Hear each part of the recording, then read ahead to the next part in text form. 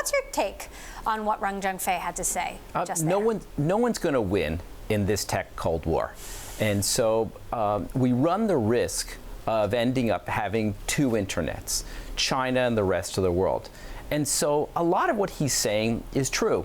They can still flourish without the U.S., but at the same time, so much of the U.S. tech industry is intertwined with the companies in China. So as much as this may seem like it's about U.S. tech supremacy, these policies from the U.S. perspective are really misguided.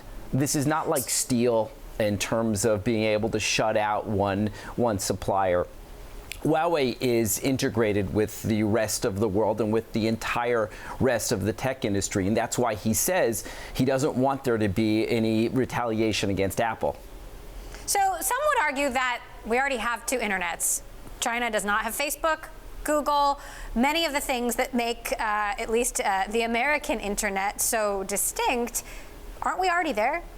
Well, no, because right now we have Apple, we have an Android operating system. How are we going to feel when Huawei and other Chinese companies create their own mobile operating system, or when they're no longer buying American chipsets? I think that we're going to end up in a world that none of us like, and it will really stymie the growth of American tech companies and leave the Chinese market wide open for those local competitors. That said, do you worry about the security risks? Do you worry about the surveillance issues that the administration is so concerned about? I worry about the security and the surveillance issues, but I don't think it's just concentrated in these companies. I think that any one of these companies can be hacked. Any one of the equipment, whether it's a Chinese company or an American company, they can all be used for other means beyond what they're intended for protection or for good surveillance. So I think that we're focused in on these companies because one way or the other they're controlled by the Chinese government, but that doesn't mean we shouldn't be worried about others. Hikvision and Dahua, they control around a third of the global market to Chinese companies, but there are lots of other companies and their equipment can be compromised the same way. Bloomberg has reported on a number of different companies that could be affected the most by these trade tensions, by an increasingly separate China, not just Apple, but also Marriott, Nike, Merck, Marvel Entertainment. Beyond two internets, what do you see if we keep going on this current path?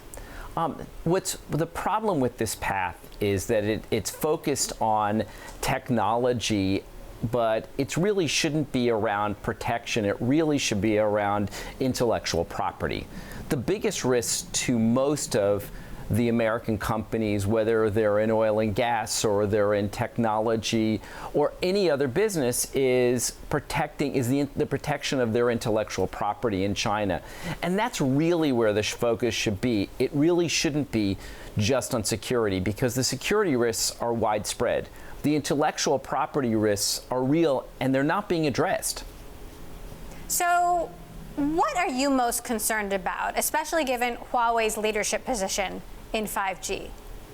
I think what I'm concerned about is that none of these companies is an island, and it'll end up stymieing the growth of American companies that are supplying the chips, whether it's Qualcomm and others who are driving these changes. And so Huawei, he's right. Huawei could create their own chips. They have access to a lot of intellectual property. So I worry about the balkanization of the internet, where so much of the technology industry is about companies and countries coming together. Now, let's say President Trump and President Xi do reach an agreement. Do you think at this point things can just go back to normal, or that after this sort of blow up, many of these companies would resort to Plan B anyway and start focusing on how they can make their own chips, how they can be more reliant on Chinese technology rather than American technology? I think the Plan Bs are already there, but it doesn't necessarily mean they're going to follow them.